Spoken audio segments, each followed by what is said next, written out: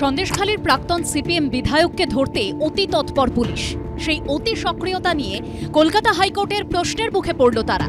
আর উল্টো দিকে ৫৪ দিন পরও সেই পুলিশই সন্দেশখালীর বেতাজ বাদশাহ শেখ শাহজাহানকে ছুঁতে পর্যন্ত পারল না।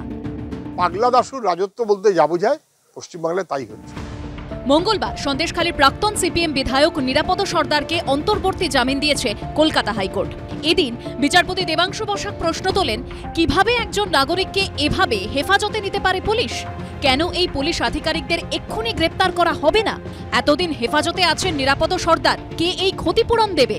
এরপরে বিচারপতি বলেন, এটা অত্যন্ত বিস্ময়কর যে এই ধরনের একটা অভিযোগের ভিত্তিতে কিভাবে একজন নাগরিককে গ্রেপ্তার করা হলো। জামিন তো হতোই, কারণ এটা মিথ্যা মামলা, কিন্তু কেন মিথ্যা মামলা করা হলো তার জবাবদিহি লিখিতভাবে পুলিশকে জমা দিতে হবে। এটা হাইকোর্টের নির্দেশ। সমস্ত মিথ্যা মামলা প্রত্যাহার করতে হবে। আপনারা জানেন যে ঘটনাটা ৯ ফেব্রুয়ারি হয়েছে।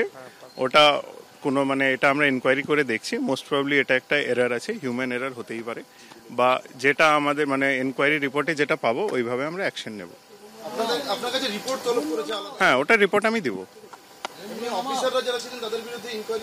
হ্যাঁ, ইনকোয়ারিতে যা পাবো ওই হিসাবে অ্যাকশন নেওয়া।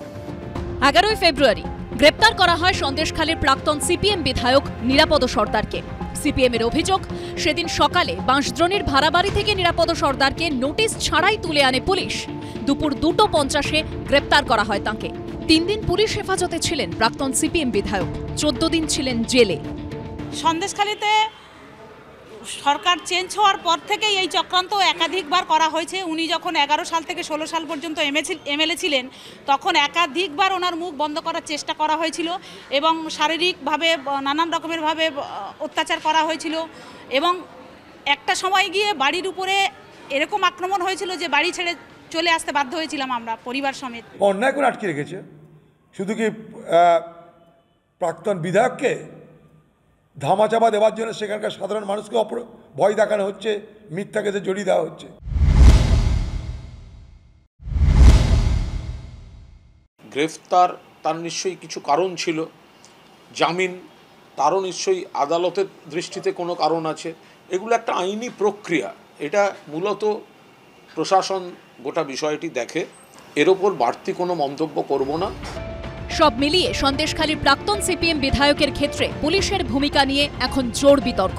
ঝিলম করঞ্জাই, রাজীব চৌধুরী ও প্রসূন চক্রবর্তীর রিপোর্ট, এবিপি আনন্দ।